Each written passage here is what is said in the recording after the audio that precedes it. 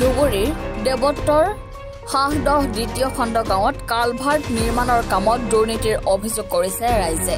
গাঁও পঞ্চায়তৰ দেৱত্তৰ হাঁহদহ দ্বিতীয় খণ্ড গাঁৱত দুটা কালভাৰ্টৰ কামত অনিয়মৰ অভিযোগ। 5,63,000 টকাৰ ব্যয়েৰে 9 ফুটকৈ দুখন কালভাৰ্টৰ কাম দিছিল বিভাগীয় কৰ্তৃপক্ষই। দুখন কালভাৰ্টৰ ঠাইত মাত্ৰ এখন 5 ফুটকৈ কালভাৰ্ট নিৰ্মাণ কৰা হৈছে। কালভাৰ্টখন সৰু হোৱাৰ বাবে ধাননি পথাৰৰ পানী ওলাব পৰা নাই।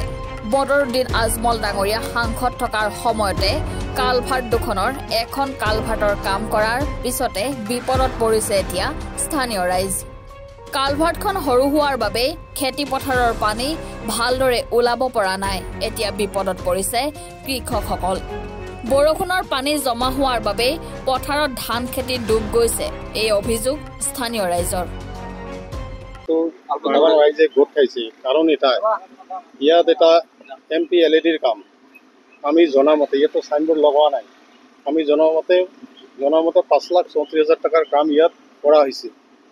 ইষ্টিমেটমতে দুটা কালভাৰ্ট আছিল ইয়াত, সেইটো 24 ফুট 12 আছিলে। কিন্তু আমি দেখো ইয়াত বোধহয় 5 ফিটমান এটা কালভাৰ্ট কৰি থৈ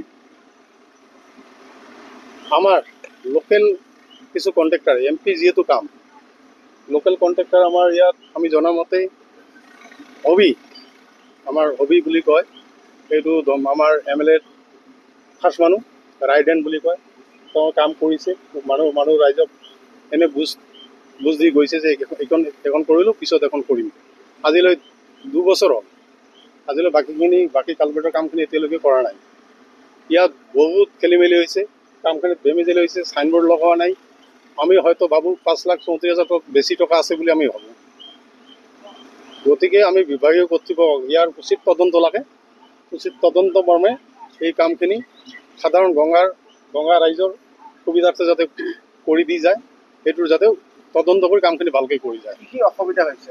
এইখিনি অসুবিধা এইটো এটা কালভাৰ্ট আছে, ইয়াত নাইকানিবাৰ গাঁও আছে, বুদ্ধনিবাৰ গাঁও আছে, দেৱদেৱীলৈকে এই পানীখিনি ইয়াৰে এইখিনি জোৰদবা বুলি কয়। আগতে এটা জোৰদবা নৈ বুলি কৈছিল। এইখিনি পানীখিনি ইফালেদি মানে ওলাই যায়।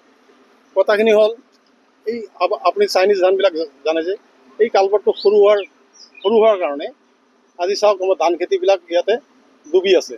যদি কালভাৰ্ট দুখন হ'লেহেঁতেন, পানীখিনি চাফিচিয়েণ্ট ওলাই গ'লেহেঁতেন, তেতিয়া কি হ'লে এই আমাৰ সাধাৰণ ৰাইজৰ এই যে খেতি বাতি এইবিলাক অলপ দেৰি হ'লে ভালকৈ তুলিব পাৰিলেহেঁতেন। কিন্তু আজিৰ দিনত অলপ বৰষুণতে এই ধানবিলাক ডুবি যায়। বহলো হোৱা নাই, বহল কম হৈছে আৰু ৰাস্তাটো আপোনাৰ কালভাৰ্টখনো সৰু হৈছে। কালভাৰ্টখন ডাউন নহ'লে বা ইমান পানী কেনেকৈ যায় এইফালেদি যোৱা দিগদাৰ। সেইকাৰণে আমি কৰ্তৃপক্ষক অনুৰোধ কৰোঁ যাতে ৰাস্তাটো বহল হয় আৰু আমাৰ পানীখিনিও যোৱাৰ সুবিধা হয়, কালভাৰ্টখন ডাউন হয়।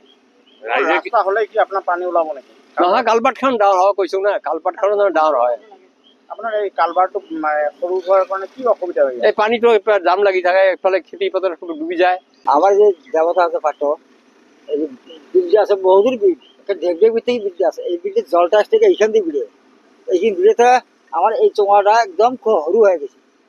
সরু হতে জলটা ব্রিজ না হয় খুব বানপানী হয়ে যায়, একদম আমার খুব বিরাট অসুবিধা হয়ে যায়। যেতিয়া কন্ট্রাক্টরে কাম কৰিছিল তেতিয়া আপোনালোকে অবজেকশন কৰা নাছিলে? বহুত অপশন কৰছি, এটা এনেও হব। এটা বহুত কৰিব দিছি, বহুত মানুষ দুটো হয়েছে, কারণ এনেও হব। সরকার পয়সা দিছে অলপখানি, এইটো কাম এইটুকু হব। পইচা কিমান দিছে? নেম প্লেটটো লগা নাই? নেম প্লেটে শোনা আছে কি 5,000 5 লাখ কত জানি শোনা দিছি। 5 লাখ টাকা 2.5 লাখ টাকার কাম করে নাই।